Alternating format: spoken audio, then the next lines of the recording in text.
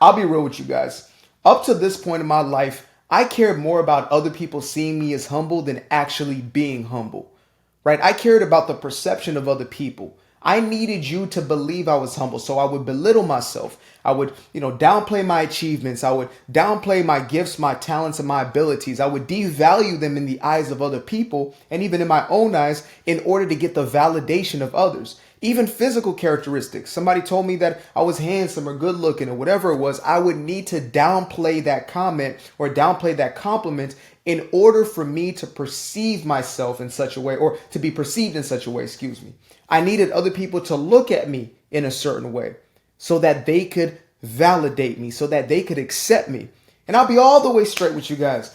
When we find ourselves in a place where we don't value our own word, or we don't value our own perspective, our own perception about ourselves, and instead we value the perception of other people. We don't value our own acceptance, but instead we value the acceptance of others around us.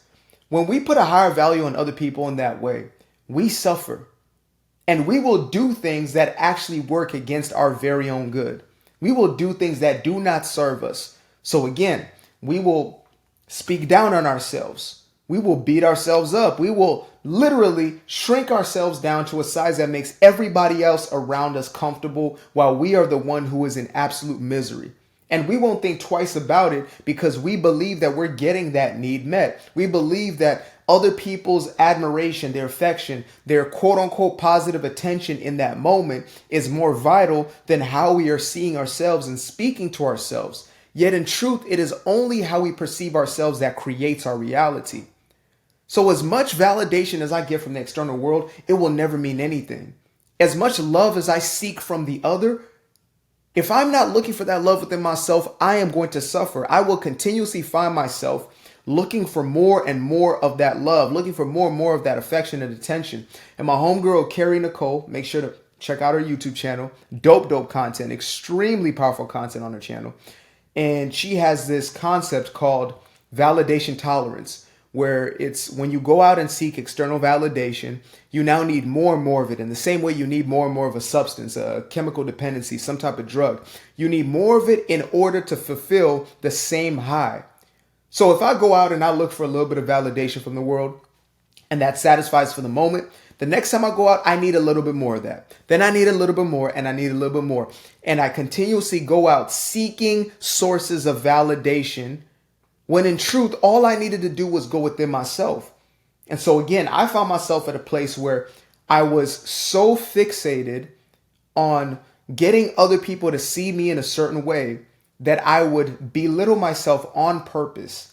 And I see this happening all the time. I see it with people that I love the most, and I'll call them out on it because I call myself out on it. If I give a compliment and they start to reverse a compliment into an insult about themselves, I will call that thing out. Because I understand the power of the words that we speak to ourselves.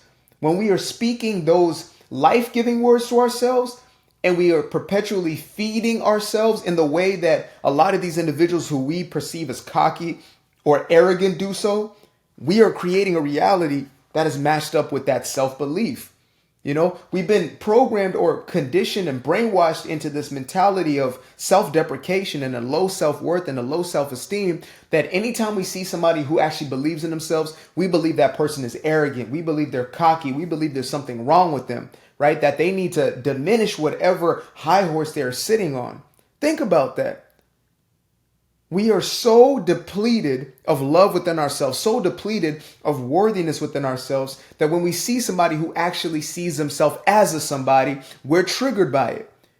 And that is a condition of our conditioning. That is a byproduct of our own programming. We have not fallen into this because of our natural way of being. This isn't a naturally human way. Everything that we know, everything that we believe, every story that we tell ourselves, all of it is a byproduct of our conditioning. It is a byproduct of social engineering, right? And it's not all conscious. Most of it, I would say more than 99.99999% of it is subconscious programming. It's our parental figures or our family structures or whatever structure you may have been raised in. That space already had its own ideas, ideologies, indoctrinations. It had all of Precept program built into it. And so when you were born into that, you were now downloading that very same way of being without thinking about it, without it being force fed upon you. Yes, some people may have tried to, indoctrinate you with their beliefs in their religion or their beliefs as far as, their politics or whatever it may have been. You might have faced that, but at the subconscious level, you were picking up all the nuances of the environment that you're in. And for most of us, we're raised in spaces where there is such low self-evaluation, such a low belief in self, or a low self-esteem, a low sense of self-worth. And when we're in spaces that have no true sense of self, you will go looking for something in somebody else every single time. If there is no self-love, you will go seeking love in another person. And it will never satisfy because, again, you don't have it within yourself. You have not cultivated within yourself. I'm telling you right now, if you do not have a sense of self-worth within yourself, or you're not cultivating it from within, you can have the entire world screaming your name, saying you're the greatest thing that ever happened, and it will still not suffice. It will not be enough. You will always feel as if you are at a deficit. And this isn't a byproduct of you needing another planet worth of people worshiping you. This comes down to you cultivating it within yourself or not. Because if you don't do it from within, you're not going to get it from without. That's the whole gag about this, right? That's the whole the whole candid prank about it. Is in life, you are only going to get out of life what you're first giving to yourself. You will only fulfill in your life what you're willing to give to yourself. That is a power that you have been endowed with. This is the true personal power that, you sometimes hear about. People talk about, take your power back, know your power, your personal power. What does that actually mean? It means remembering that you are the one who is in control of this experience that we call life. You control the thought process, the emotional process that come together and emit, bringing you back a life experience. It's only you. Nobody else is here doing it. There's no, God in the sky or devil way down there. There is no other entity that is controlled. It's not the gray reptilian, not the alien. It's not whatever president is in office right now, unless you give those influence over you, right? That's different. If you are willing to give your own mind and emotion to whatever institution or individual, then that person will surely have the greatest influence upon you. And so your life will manifest as that person sees fit. But so long as you are willing to claim your true power, which is already in you, you don't have to do anything for it. You don't have to go anywhere for it. You don't have to meander and go through all these processes and go to the seminar and get the courses. Like, yes, these things can guide you and lead you back to yourself. I'm not going to, say that they are necessarily a waste, but you can sit with yourself and remember who you are. If you just sat in meditation, right? Free 99 right there. Boom. You just sat yourself down in meditation. You would find yourself eventually come into a state where you remember who you are. And when you start living as who you truly are, you no longer need the validation of anybody. You no longer care about being seen by others as humble or not. People can see you as conceited, cocky, arrogant, and it literally will not matter to you because you no longer need them to fulfill yourself. Again, why do we care about being perceived a certain way in the first place? Because we want that person to meet that perceived need. If that person sees me as arrogant, they're probably not going to worship me, right? They're not going to appreciate me. They're not going to show me affection. They're not going to show me validation. That's how we perceive it. Whereas when we realize that that's within ourselves, it doesn't matter what anybody else thinks. It literally will not matter. Sometimes we talk about how do you stop caring what people think? How do you stop caring how people, perceive me or what people do? How do I stop caring? Well, you do it by giving yourself the very thing you thought you needed from them. When they no longer become a factor as far as your own fulfillment in life, problem solved.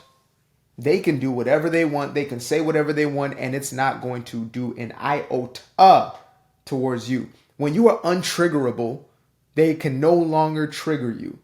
We think to ourselves sometimes that person is just, they're a stain in my life and they're so triggering and they do X, Y, and Z, when in reality, it is not actually that they're triggering. It's that we have made ourselves triggerable. We are in a place where we can be easily offended by that individual or those individuals because we've given them a sense of our power. We've made that thing in our life matter so much that they can poke at it and it's going to make us feel some type of way. And if you are in a place where you feel triggered, right? I know this ain't the subject at hand, but if you're in a place that feel triggered, start to observe those triggers. Those triggers will show you where you have emotional wounds, and then you can get to healing those wounds, and get back to that state of wholeness. But, back to the point at hand is there is no need to be perceived by anyone as anything because you don't need their perception to make you what you are. And the irony is when you start to feed yourself the thing, life will mirror right back to you. When you start to give yourself love, love will mirror right back to you. When you start to give yourself appreciation, appreciation mirrors right back to you. And it won't even matter anymore. It's just edifying your experience. It's not making or breaking you as it has so far. So that being said, a guilt-free plug of my first published book, Doing Me Guilt-Free, Breaking Free from People Pleasing and Unleashing Your True Personal Power. This is this is a standalone that will move with you for the rest of your life. You will be reading through this easily digestible chapters. I made sure that, it wasn't one of them type of books where you got to decipher and encrypt. This is speaking to you in the same way I'm speaking to you right now. But you're able to carry it with you and remind yourself that you have the power within yourself. And there's no need to please the rest of the world in order for you to feel like somebody because you already are.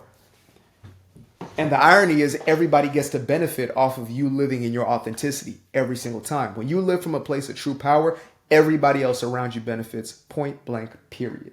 Anyway, thank you guys for tuning in. I appreciate you for your time. I'm about to head off. It's a Saturday morning, Sunnyside, California, in the middle of autumn.